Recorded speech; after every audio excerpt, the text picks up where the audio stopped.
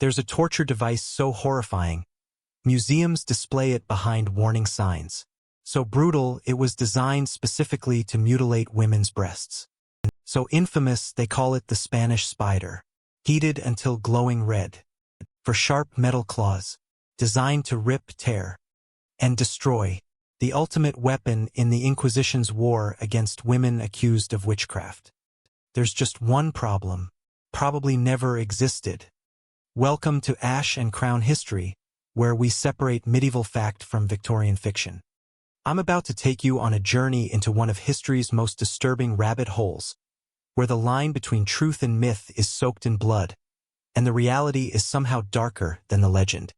Hit that subscribe button right now because what you're about to learn will change how you see historical torture forever. And trust me, by the end of this video, you'll understand why the Spanish spider myth is more revealing than any torture device could ever be. Let's start with what you think you know. The Spanish spider, the breast ripper, the iron spider. Whatever name you've heard, the story is always the same. Picture a device with 4 sharp metal prongs arranged in a claw shape. Executioners would heat it in a brazier until it glowed red-hot. Then they'd clamp it onto a woman's breast and pull, tearing flesh, muscle, and skin away from the bone. The pain would be unimaginable, the scarring permanent, the psychological damage irreparable. This device supposedly existed across medieval Europe, but especially in Spain during the Inquisition. Women accused of witchcraft, heresy, adultery, or abortion were subjected to the Spanish spider as both punishment and interrogation tool. Some accounts claim the heated metal would be applied multiple times. Others say the breast would be completely torn away, leaving the victim to die slowly from shock and blood loss. It sounds medieval. It looks medieval when you see it displayed in European torture museums. The rusted metal, the cruel design, the unmistakable purpose. And for decades, historians, tour guides, and even textbooks accepted it as historical fact. There's just one massive problem. There's virtually no contemporary evidence it was ever actually used. Let me explain what I mean by that, because this is where our story gets really interesting. When historians research medieval torture, they look for specific types of evidence.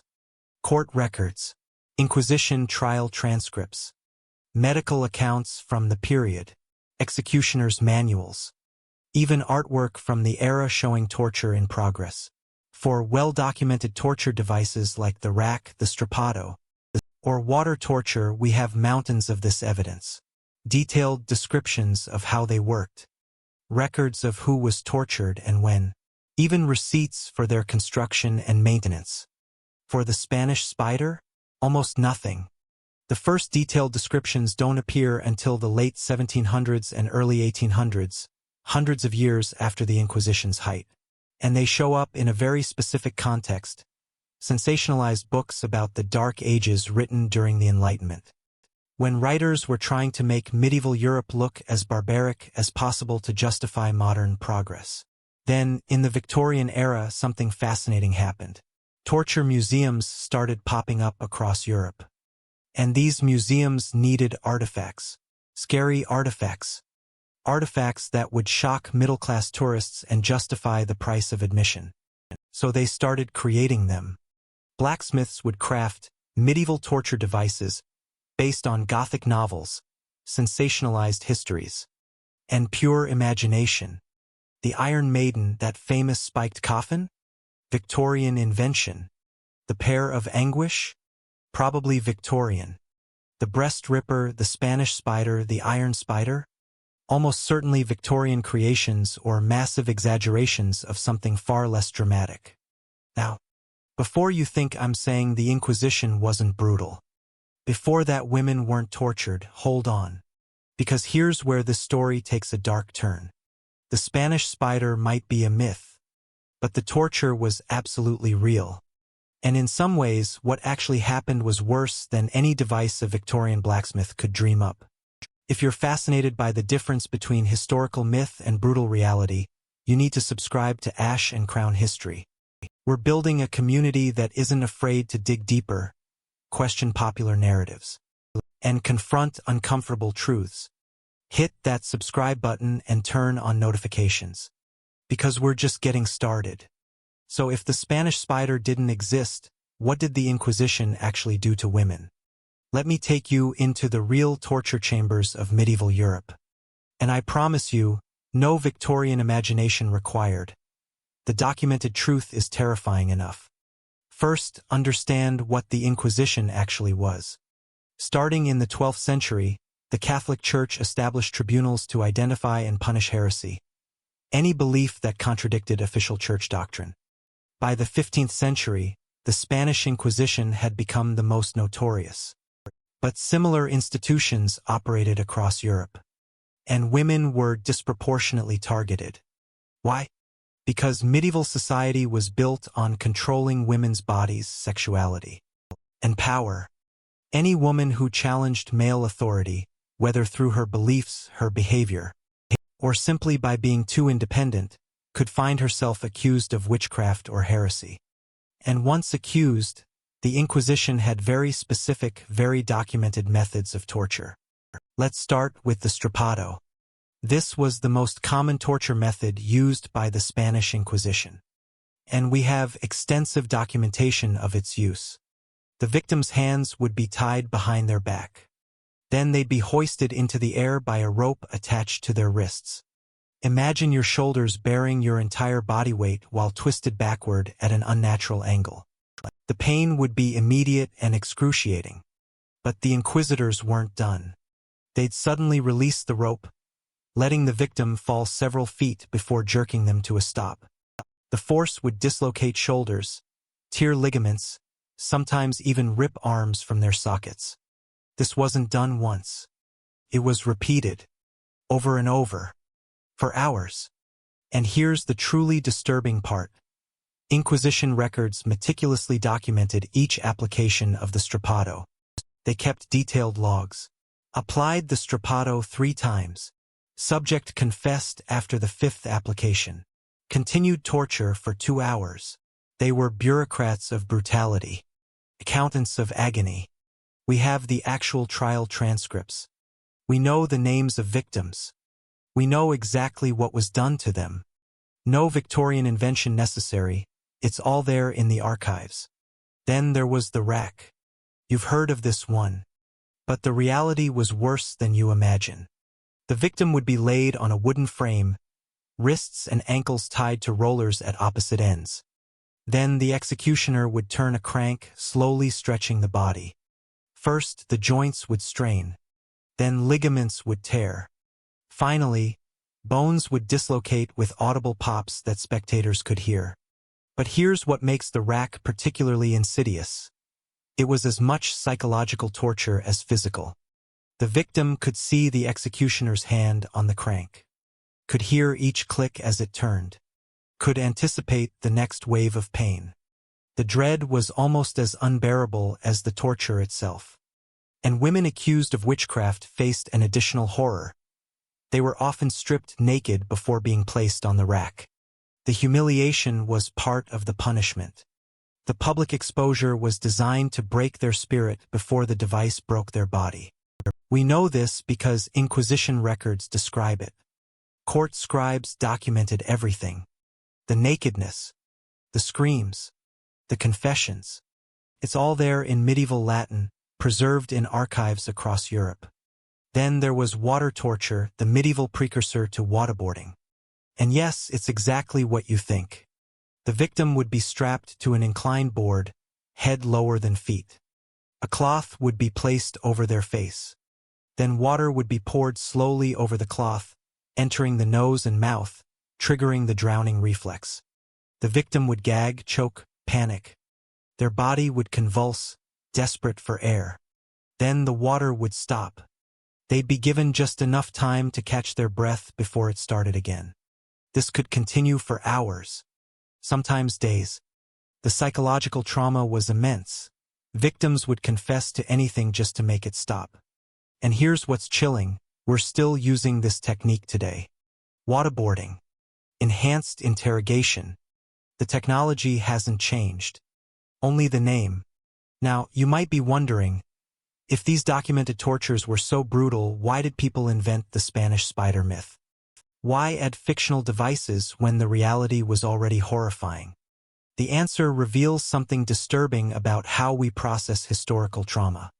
Victorian Europe was trying to distance itself from its brutal past. They wanted to believe they'd evolved, that they were more civilized than their medieval ancestors. So they created elaborate torture museums full of exotic theatrical devices, things that looked medieval, that felt medieval, but were actually more like horror movie props than historical artifacts. The Spanish spider, the Iron Maiden, the elaborate spiked chairs, these became symbols of medieval barbarity. They let Victorian audiences feel superior. Look how far we've come, they could say, gazing at these terrible devices. We would never do such things. Except they were still executing people. They were still torturing prisoners. They were colonizing entire continents with unprecedented brutality. They were working children to death in factories and mines. The torture hadn't stopped. It had just been rebranded, made more efficient, hidden behind institutional walls instead of displayed in public squares. The Spanish spider myth let them feel civilized while perpetuating the same cruelty under different names. But here's where the story gets even more twisted.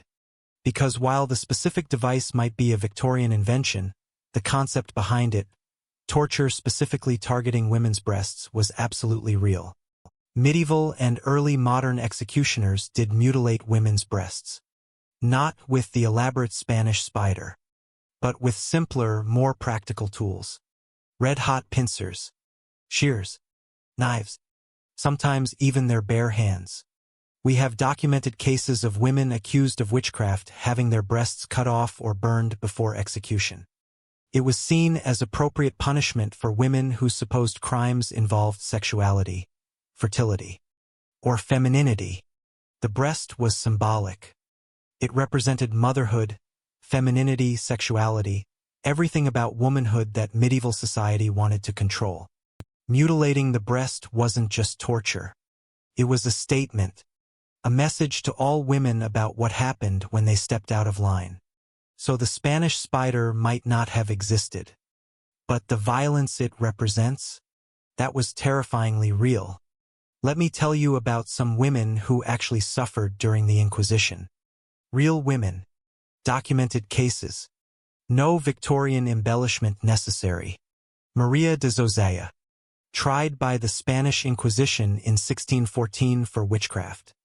The trial records survive in Spanish archives, and they make for horrifying reading. Maria was accused of making a pact with the devil and causing her neighbor's illness through witchcraft. The evidence? A neighbor claimed she'd seen Maria's cat behaving strangely. That was it. A strange cat. But once accused, Maria faced the Inquisition's torture chambers. The records document 3 applications of the Strappado. After the second, her shoulders dislocated. After the third, she confessed to everything. Communing with demons, attending witches' sabbaths, causing deaths through magic. None of it was true, but the torture worked. It always worked. That was the point. Maria was executed by burning in 1615. She was 23 years old. Or consider Francisca Núñez de Ledesma, arrested in Madrid in 1648. Her crime? Practicing traditional healing. She was a curandera, a folk healer who used herbs and prayers to treat illness in her community. The Inquisition considered this witchcraft. Francisca was subjected to water torture, documented in trial records that survive to this day. They poured water over her face until she confessed to making pacts with demons. But here's what's remarkable. Even after confessing, even knowing she'd be executed, Francisca recanted. In her final statement before being burned at the stake, she insisted her healing was Christian. Her herbs were God's gifts. Her only magic was prayer. She chose death with dignity over living with a false confession. That's courage that makes me ashamed the Spanish spider myth gets more attention than her real story. Then there's Isabel de la Paz, whose case from 1659 reveals something crucial about how the Inquisition actually worked. Isabel was accused of being a sorceress because she could read and write, skills rare among women of her class. She'd been teaching other women to read, using religious texts. This alone made her suspicious. During her interrogation, Isabel was threatened with torture but never actually tortured. Why? Because she refused to confess. And the Inquisition had rules about torture that modern accounts often miss. Torture was supposed to be a last resort. If the accused maintained innocence and there wasn't strong evidence, the Inquisition often released them, after months of imprisonment and psychological torture, of course. Isabel was eventually released. But her reputation was destroyed. Her husband abandoned her. Her community shunned her. She'd never been touched by a torture device. But the Inquisition had broken her life just as effectively. This is what gets lost in the Spanish spider myth. The psychological torture was often worse than the physical. The waiting, the uncertainty, the knowledge that any confession would doom you. But refusing to confess meant more torture. Many accused women never saw a torture device. They broke long before that. The threat alone was enough. If you're starting to see how the myth of the Spanish spider obscures the more complex reality of Inquisition torture, then you're getting it. And if you want to dive deeper into historical truths that textbooks ignore, subscribe to Ash and Crown History. We're building something special here. A community that values truth over sensationalism, complexity over simplicity, and difficult conversations over easy answers. So let's address the uncomfortable question. Why do we prefer the Spanish spider myth over the documented reality? I think it's because the myth is simple. Good versus evil. Barbaric past versus enlightened present. Specific villains using specific devices on specific victims. The reality is messy. The Inquisition wasn't staffed by cartoon villains. It was staffed by bureaucrats who believed they were saving souls. By priests who thought they were doing God's work. By regular people who genuinely believed torture was necessary and just. The victims weren't always innocent. Some did practice folk magic. Some did hold heretical beliefs. Some did challenge church authority. They weren't perfect martyrs. They were complex human beings whose beliefs and behaviors threatened the power structure. And the torture wasn't always about causing pain. It was often about extracting confessions that would implicate others, creating webs of accusations that justified the Inquisition's continued existence and funding. This is more disturbing than any torture device, because it means the Inquisition wasn't an aberration. It was a system, a bureaucracy, an institution that functioned much like modern institutions, complete with paperwork, protocols, and career advancement opportunities.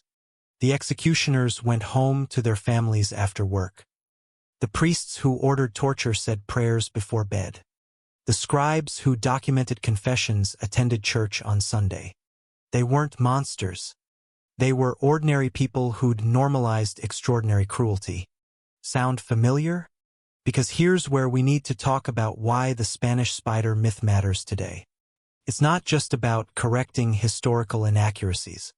It's about understanding how we use myths to avoid confronting uncomfortable truths. The Spanish spider is shocking. It's visceral. It's easy to condemn. We can look at it and say, thank God we're not like that anymore. But are we really so different? We still torture. We just call it enhanced interrogation. We still execute people. We just make it clinical and call it justice. We still target marginalized groups, especially women, for behavior that threatens power structures. We just use different language. We still have modern inquisitions. They just don't wear robes and use Latin. They use algorithms and data analytics. They torture reputations instead of bodies, though sometimes bodies too. If we're honest about police brutality, prison conditions, if military detention, the tools have changed. The target has shifted. But the underlying dynamic power using pain to maintain control hasn't changed as much as we'd like to believe. And by focusing on mythical torture devices from the distant past, we avoid examining the systematic cruelty happening right now.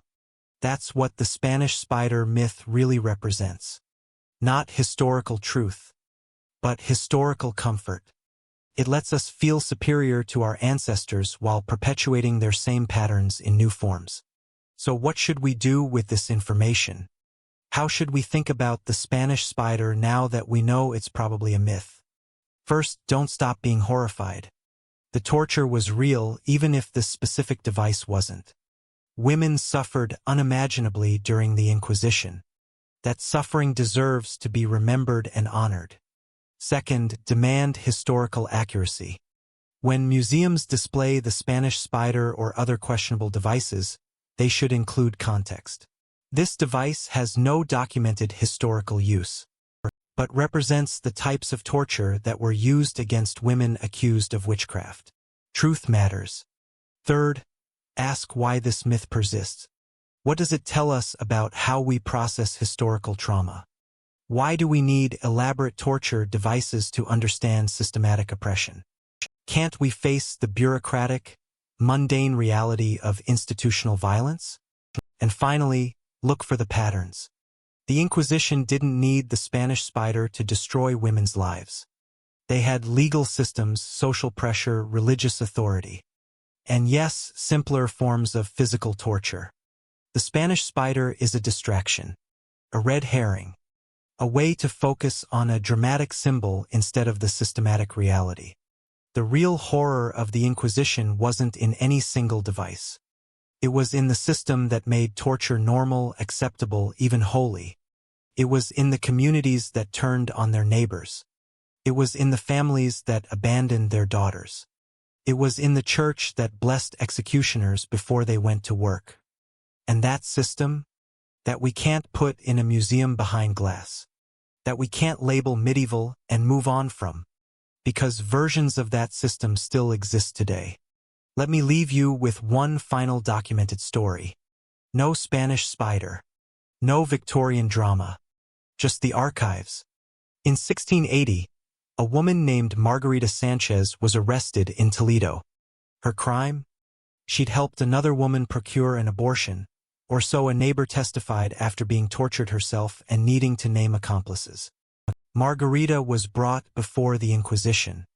She denied the charge.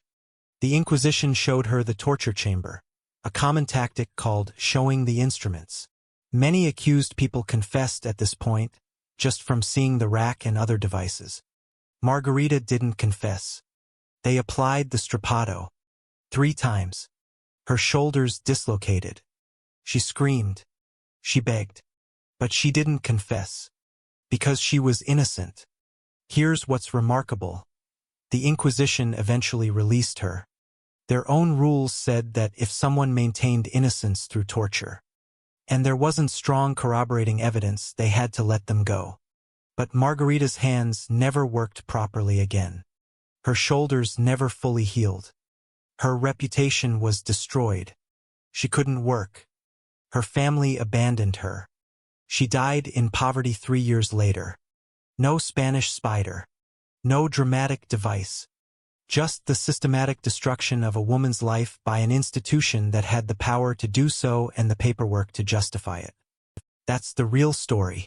That's what we should remember. The Spanish spider might not have existed. But Margarita Sanchez did. Maria de Zozaya did. Francisca Núñez de Ledesma did. Isabel de la Paz did. Their names are in the archives. Their stories are documented. Their suffering was real. And honoring their memory means telling the truth, even when the truth is less dramatic than the myth. The Spanish spider is a lie that reveals a deeper truth. We prefer comfortable myths about past barbarity to uncomfortable truths about present cruelty. So the next time you see a torture device in a museum, or read about medieval brutality, or hear about the Spanish Inquisition's horrors, ask yourself, is this historically accurate? Does this help me understand systematic oppression? Or is this just letting me feel superior to the past while ignoring the present? Because the real torture isn't in the devices. It's in the systems that make torture acceptable. The bureaucracies that normalize cruelty. The institutions that turn ordinary people into torturers and call it duty. The Spanish spider doesn't exist. But the Inquisition did. The torture did. The suffering did. The systematic oppression of women did. And versions of all of that still exist today, just with different names and more paperwork. That's the lesson of the Spanish spider myth. Not that our ancestors were uniquely cruel, but that we're not as different from them as we'd like to believe. The devices change. The victims' names change. The justifications change. But the pattern remains. And until we can face that uncomfortable truth, until we can look at our own systems of oppression with the same horror we reserve for medieval torture museums, we're just perpetuating the cycle in new forms. The Spanish spider never tore apart women's bodies. But the myth of the Spanish spider tears apart our ability to see the truth. And maybe that's the real torture device. The one we built for ourselves. The one that keeps us comfortable while the world burns. If this video made you think differently about historical myths, torture, and how we remember the past, and you need to subscribe to Ash and Crown History, we're not here to make you comfortable. We're here to make you think. Hit that subscribe button, turn on notifications, and drop a comment telling me, what other historical facts do you think might be myths? What uncomfortable truths are we avoiding by focusing on dramatic legends? Share this video with someone who loves history but might not know about the difference between myth and reality. Let's build a community that values truth over sensationalism. Thanks for watching. I'll see you in the next one, where we'll explore more dark truths that history tried to hide. Stay curious, stay skeptical, and never forget, the most dangerous lies are the ones that make us feel good about ourselves.